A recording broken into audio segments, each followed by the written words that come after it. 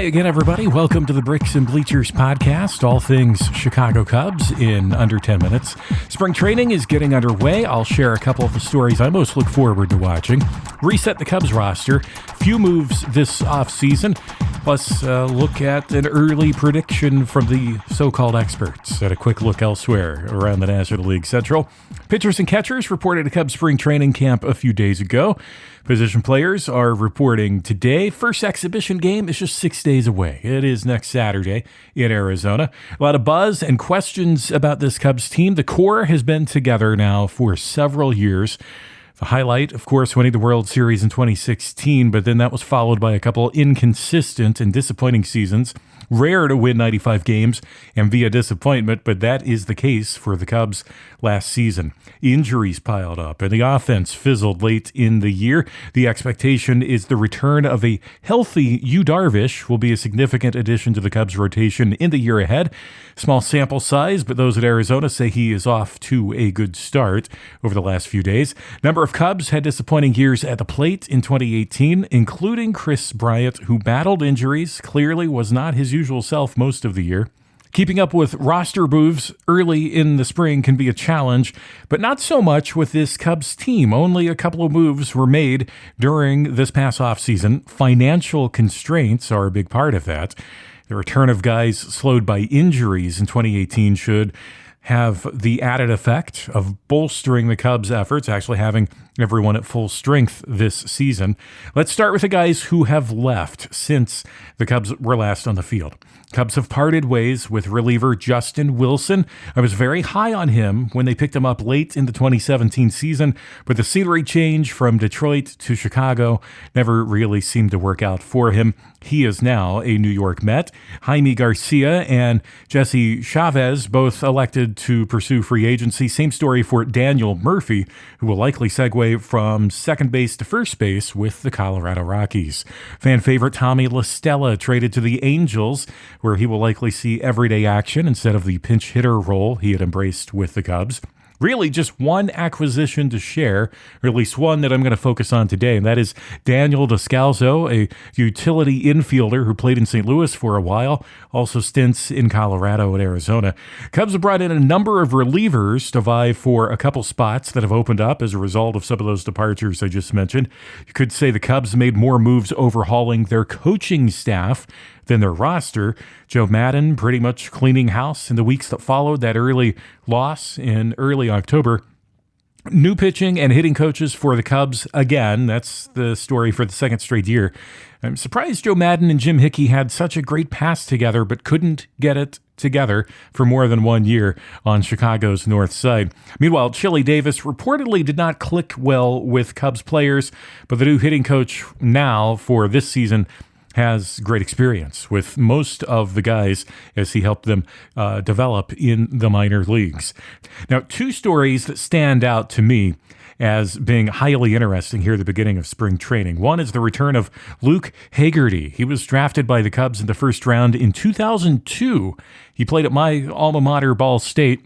He was working his way through the minor leagues when he was sidetracked by a case of the yips. Had an injury along the way as well, but mentally never could get on track. Physically it healed. Every doctor, every test said all is good, but the yips kept him from his ascent to Major League Baseball. He's been retired for 12 years, and now he's decided to make one last go of it.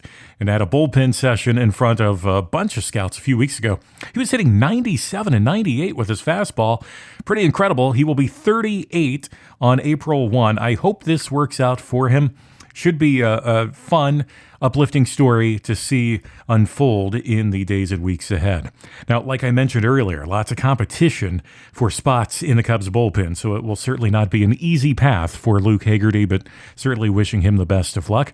The other story from the offseason worth keeping an eye on is the potential for rules changes. There really has been a lot about this over the last 2 weeks or so, a series of proposals, including bringing the designated hitter to the National League, pitch clocks, and an added roster spot throughout Major League Baseball. Strange that this news comes out in February, just days away from spring training. And I find it tough that owners would agree when roster moves would need to be made. So maybe we're a year away. Considering the timing, maybe 2020 is when some of these rules changes will be implemented. I think the Cubs are in good position, though, considering the abundance of effective position players on the roster. Already on any given day, Joe Maddon has many lineup possibilities, many combinations of guys he can put into the lineup and still have a solid bench. So the Cubs definitely are in prime position if they could add another bat on an everyday basis.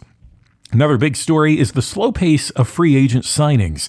This was the case last year, and I said then and throughout last season that offseason following the 2017 season would set a precedent, and it appears that is indeed the case. Bryce Harper and Manny Machado, the two big free agents of the 2018 free agent class, both remain unsigned with spring training underway, and there are a number of very good guys out there still waiting to be signed as well. Guys ready to contribute with very good recent success to show on their resume. CBA up in a couple of years. That's the collective bargaining agreement. Will be interesting to see how the labor situation plays out in the years ahead.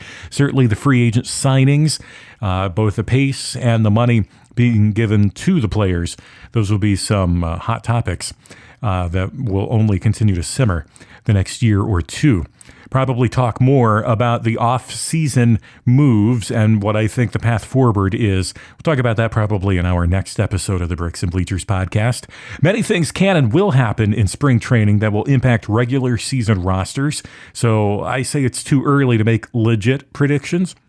However, the PECOTA predictions from baseballprospectus.com are out. Actually, a couple versions of the PECOTA predictions have been out. The latest revision, not good for the Cubs. It has Chicago in the basement of the National League Central, winning just 80 games in 2019, including dismal pitching and dismal fielding stats being turned in through their simulation. The predictions have the Brewers winning the division with 88 wins, Cards a game back, Reds and Pirates knotted at 81 wins, and then you've got the Cubs right there at 80. That prediction has prompted lots of chatter in Arizona. I think that might be bulletin board material for many of the Cubs players based on the comments made to media members already. And for what it's worth, the PECOTA predictions have under-predicted Cubs wins in recent years. CBS Sportsline has the Cubs at 91 wins and winning the National League Central. So there's one alternative to the PECOTA predictions. Like I said, still a bit early. Many big names remain unsigned. I'm not saying they'll go to the Cubs, but they could have impacts elsewhere in the division. We'll be making our own predictions here on the Bricks and Bleachers podcast very soon. So many of us got into following the Cubs by watching them on WGN, both in Chicago and across the country. This will be the final year of Cubs baseball there on WGN. Cubs announced this week the launch of their own TV network. Marquee Sports is expected to carry Cubs games, documentaries, commentary, something similar to what the Yankees have in the Yes Network. That should debut in the spring of 2020. Two more Cubs players' notes. Brandon Morrow will miss the beginning of the season as he recovers from elbow surgery in November. And Addison Russell also missing time at the start of the year as part of a league suspension related to domestic violence allegations made by his ex-wife. I kind of expected that he had already played his last game in a Cubs uniform. A lot of folks with that opinion, but that is not the case. That means Javi Baez will start the year at short, and then either Ben Zobrist or Daniel Descalzo getting time at second. Elsewhere in the division, Cards making waves, bringing in Paul Goldschmidt. Many say he could have an MVP-type season. Reds acquiring Yasiel Puig and Matt Kemp from the Dodgers. Brewers expected to field a strong defense of their division title. And the Pirates could be sneaky good. A lot to look forward to in the National League Central, and we'll take a look more in depth at the division later in spring training. So we'll follow stories from Cubs camp in Arizona. Always keep you in the loop with all the Cubs info you need in under 10 minutes. Connect on Facebook and Twitter, search for Bricks Bleachers, and subscribe to the show on Apple Podcasts, iHeartRadio, or wherever you get your podcasts. This is the Bricks and Bleachers podcast.